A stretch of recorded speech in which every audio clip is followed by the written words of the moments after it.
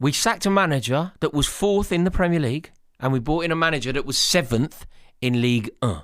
We sacked the manager that won European silverware. We sacked the manager that won silverware in the United States to bring in a manager that has won nothing.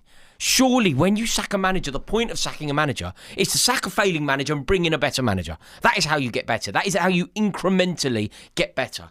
Instead of that, we have brought in Liam Rosenior. Never before in the history of the Premier League has a manager less deserving been given a job. Now, the reason I'm doing this video is because I'm finding it therapeutic. I need to talk to you. I need your counsel. I need you to let me know in the comments, am I getting this wrong? Do you believe that Liam Rosenior is a good appointment? Do you believe that there is a world where Liam Rosenior can succeed at Chelsea? Because everything that I'm seeing, I am so uninspired by. Everything that I am reading, I am so baffled by. You've got writers who I rate, writers who I respect, telling me that things are good when they are just clearly not. You've got this nonsense chat about how manage is somehow aging men. It's such nonsense. It makes me have a migraine. It hurts my brain. If you say the word manage, it means that you age men. That must sound really clever if you are really thick. That's all it can be. The only person who is impressed by manage meaning aging men, the only person in the world who is impressed by that is someone really dumb. And Liam Rosenior is talking about it. Liam Rosenior actually thinks, not only does he hear it and then believe that it is worthy of repurposing, but he believes it's worthy of repurposing for the nation to hear. He has heard somebody say that, and he thinks that it portrays him in a positive light. He believes that it makes him look bright, look intelligent, look forward-thinking, look progressive. And it is just a load of old nonsense jargon. Thick people's definition of what being clever is. Manage aging men. Oh, mate, what wisdom. He's the modern day Confucius, man. We're so lucky to have him. And it's got to the stage now where he's already a joke. He's already a punchline. You cannot go on Twitter now without seeing him dressed up as Will from The In-Betweeners. He's a Chelsea manager. Think about the status that goes with being the Chelsea manager. Think about what being the Chelsea manager should represent. Nobody would ever dress up Carlo Ancelotti as Will from The In-Betweeners. Nobody would ever dress up Jose Mourinho as Will from The In-Betweeners.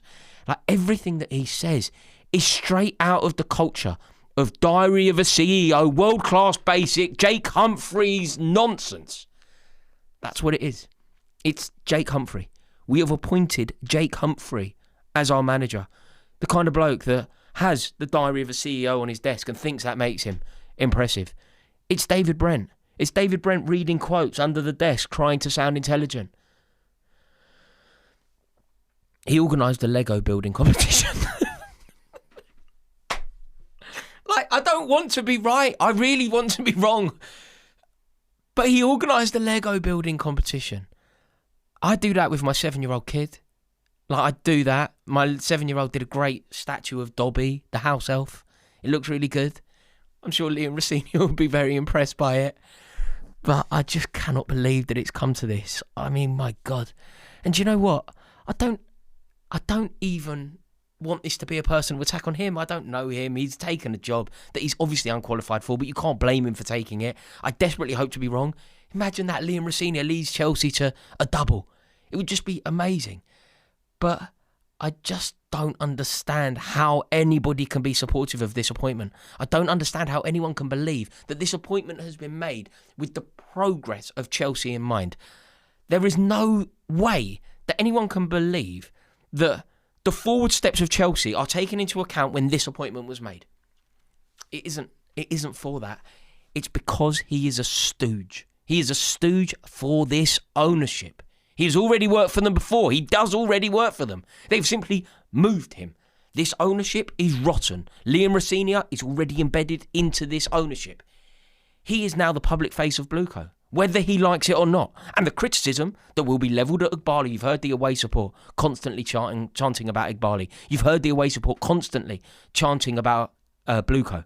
Liam Rosenior is now intertwined into that. He is their guy. By extension, he is the public face of this project. Nobody really knows who Winstanley is. They operate in the shadows. Would you recognise Jose Feliciano if you saw him on the tube? Probably not. You know Igbali and you know Rosenior. Nobody can identify everybody else. So he is now the man for the job. And I'm not sure that anybody has ever been given an opportunity like this more beyond what they should be getting. Like, I'm not even joking. You know, if Burnley decided to sack Scott Parker would not be replaced by Liam Rosenior. Burnley would not consider giving Liam Rosenior the job. If Chelsea appointed Scott Parker, Chelsea fans would be livid. And yet for some reason we're being gaslit into being told that Liam Rosenior is good enough. If Leeds sacked Daniel Farke and Chelsea appointed Daniel Farke, there would be outrage at Stamford Bridge. Chelsea fans online, there would be meltdown. Daniel Farke is a far more experienced, far better manager than Liam Rosenior. And yet we're being gaslit again to believing that Liam Rosenior is a fair appointment. And it's got to the stage now where I just think, where are the top managers? The absolute top tier. Where are they? Like, you know, very recently, you had the two best managers in the world, arguably at least, competing for the Premier League title. Jurgen Klopp in the Premier League, competing against Pep Guardiola in the Premier League, whilst Antonio Conte, elite, one of the best managers that Chelsea have ever had, was also in the Premier League. Decades before that, at the same time, you had Rafael Benitez, Jose Mourinho, Sir Alex Ferguson, Arsene Wenger. Elite, elite, elite, elite. What are we doing? What are we doing? Sometimes appointing a manager is just the most simple thing in the world. Can you make us better and win us a league title? We've spent £1 billion. Can you make us a really good football team? And ultimately, this is just no. Like, the answer here is no. And all this talk about, well, you have to back him. I mean, I think you have to back the team. I love Chelsea. I love the club. And I back the team. I desperately want the team to beat Brentford. But I don't back this appointment. I don't back this ownership. I want this ownership out of the club. I think that this ownership is the worst thing that's ever happened to Chelsea. And he is now part of it. Look at the team that he put out against Arsenal. I know people were ill. But the club have told us that they don't care about that competition, which is a disgrace in itself. A semi-final against Arsenal is one of the biggest games of the season. If you're playing Arsenal in a semi-final midweek and Brentford on the weekend, the biggest game that you will play that week is obviously Arsenal. Unless you're Blueco. And therefore, unless you're Liam Rosenior. Which is why there were these mysterious injuries. I'm sure that the medical team were involved. That's just my opinion. I am sure that Reece James and Cole Palmer will be back for Brentford. They didn't play in that game. So you've got the ownership prioritising other games. Not because it leads to silverware, not because it leads to bragging rights, not because it's a statement of victory against Arsenal, but because it might get you into the Champions League. And they tell us that they don't care about that competition off the back of putting the prices up for the semi-final against Arsenal. So they put the prices up and then tell the manager, potentially, in my opinion, tell the manager to be careful with the players that he picks. I just think it's appalling. Like, how can you possibly see Brentford as a bigger game than Arsenal in the Cup? And then, I'm reading from journalists that I respect. They are telling me that Rosenior is assured and he's confident and they believe that he can win the fans over and he is the man for the job. And I'm like, you're clearly trotting out a line from Chelsea. There is so clearly a direct link between journalists, and I'm not knocking them, okay? Everyone has to earn a living. But journalists who rely on having a close relationship with the Chelsea press officer, who rely on being in with the club so that they get their stories, so that they can put their word out, so that they can earn a living, they're saying things that just can't be true. They can't believe it. Really good journalists are telling me that this is an upgrade. Really good journalists are telling me that he looks the part at Chelsea. Really good journalists are framing some really inadequate decisions as being positive. Like, he said something ludicrous. He said something like, he loves Mourinho, right? And he's obviously read a book or read Mourinho's book, or Jake Humphrey said something on a podcast where you try and emulate the guy that you respect. So he loves Mourinho. So he came out with this quote where he basically went, no, I'm not arrogant. I'm just really good at what I do. Shut up, you pillock. Based on what? Like, when Jose Mourinho arrived and he called himself the special one, he did that because he had just won a European Cup with Porto. He had just dismantled team after team, including Sir Alex Ferguson's Manchester United, on the way to winning a European Cup with Porto. you're allowed to call yourself the special one in those circumstances. Liam Rosenior trying to like borrow from that off the back of getting Strasbourg to 7th, by the way. Go, nah, I'm not arrogant. I'm just good at what I do. It's like, mate, what are you talking about? Who do you think you are? What on earth are you basing this nonsense on? And then in the press write-up, it goes, this comment had a real Jose Mourinho ring to it. No, it didn't. Jose Mourinho, if it had a Jose Mourinho ring to it, he would have had to have won a European Cup. You're like, these journalists are telling me things that are simply not true. And I don't understand why this is happening. The task of trying to win the fans over is not beyond him. Yeah, at the moment it is. Can he somehow elevate and become somebody that he currently isn't? Maybe. But I just don't understand how there is this belief in Rosenior, how there is this support for Rosenior. And everything that he's doing is being portrayed as being like reinventing the wheel. You know, like, obviously it went so wrong for Robert Sanchez in goal. And the way that it was framed in the article that I read, it was like, Rosenior has nailed this point as well. The way that he spoke about the keeper. He basically spoke about the keeper and said that Sanchez is going to have to elevate his performances, up his game. And it's like, God, that was breathtaking. How did he come up with such a novel way of approaching management? You know, it really is just ridiculous. And then the thing that I find really annoying is when people keep telling me that we should be proud that we run Arsenal close. We should be really proud that there's only 1 goal deficit in a semi-final against Arsenal. I'm like, what are you talking about? They came to Stamford Bridge, and if that game had actually been reflected by the dominance of Arsenal, they win the game 5-0. If it had been a fair reflection of the 90 minutes, they win the game 5-0. And I've got people going, you did well that day. You did really well. It was a good result for Chelsea. Didn't you do well? What, to lose to Arsenal? To pull 2 goals out of the bag? Garnacho did brilliantly. Both goals, arguably half chances, and he took them both brilliantly. Took them with aplomb. Excellent from Garnacho. But can we stop pretending that was like some sort of impressive display from us? We were absolutely battered. At one point, when they were 3-1 up, and you got the Arsenal fans behind the goal going potty, you know all that, and you know what they're going to be singing. I don't know if they do the yellow ribbon for semi-finals in the League Cup, but if they do, they're going to be singing about the yellow ribbon. They're going to be polishing off their yellow ribbons to wear them to Wembley. I know they're only meant to do it in the merry month of May, but maybe they play by their own rules. Their fans are going mad. We can't get the ball off them. We're doing this weird knocking the ball about the back thing. Arsenal's press is elite. We can't handle it. It was one of the most impressed I've ever been watching it. And that was the same 90 minutes that people are now telling me was a good result. And even Liam Rosenior afterwards, when he went, my job is to put imprint into this team. I'm like, no, it isn't. No, it isn't. Your job is not to put your own imprint into this team. Your job is to eliminate Arsenal from the Cup. Your job is to get Chelsea to Wembley. By hook or by crook. Just get us to Wembley. Nah, mate, it was a bit... You know, we did lose the game, but I really did put my imprint into the team. There were certainly some positives. It's like, what is this loser's mentality? Like, I really don't get it. And look, you always want to give your support to a new manager. And I do. I want to be wrong. I would love this video to go viral in May when we go to Budapest and we win the European Cup. I would love it. I would love it.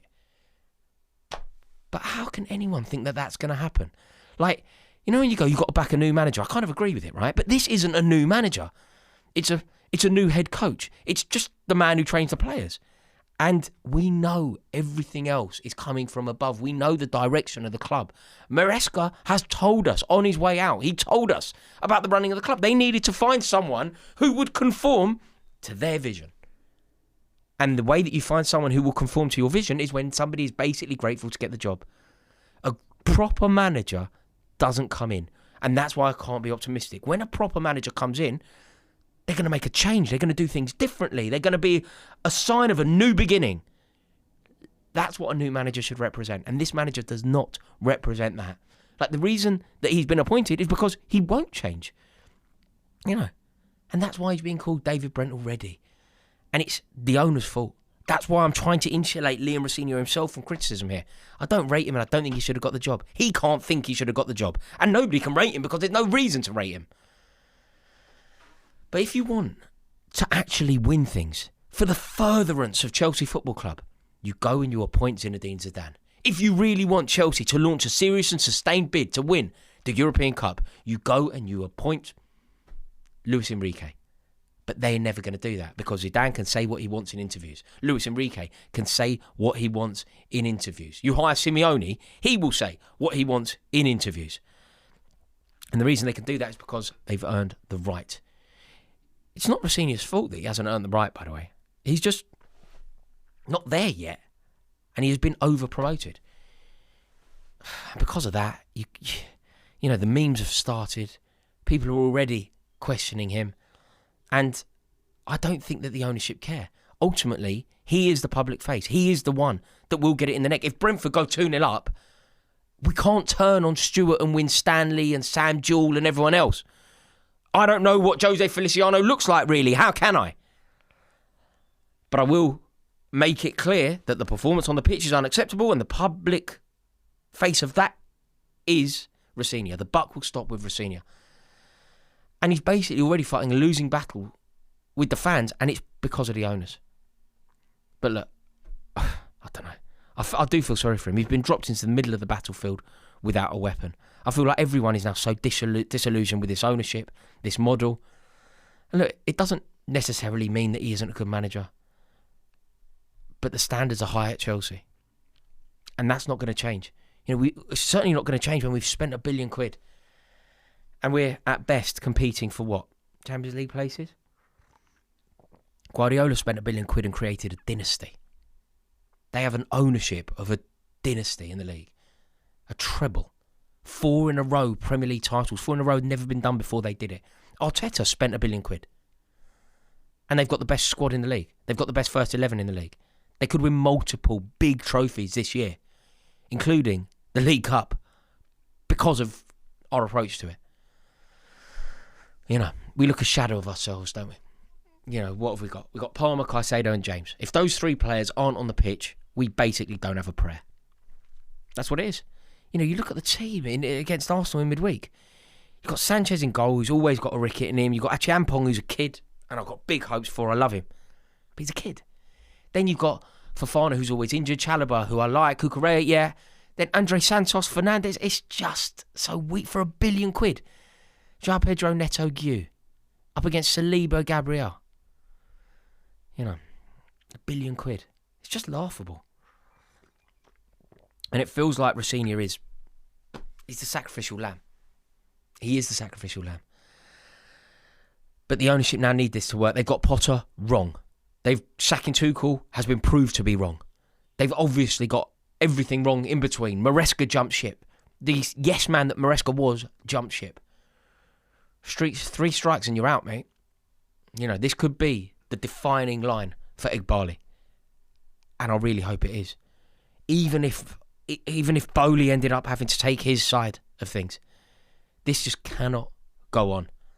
But look, on a personal level, I wish Liam Rosenior luck. I hope it goes his way. And I hope this to be wrong. Just where are the governors? You know, those geezers that come in and bang. Ancelotti, bang, you win a double, you score over 100 goals.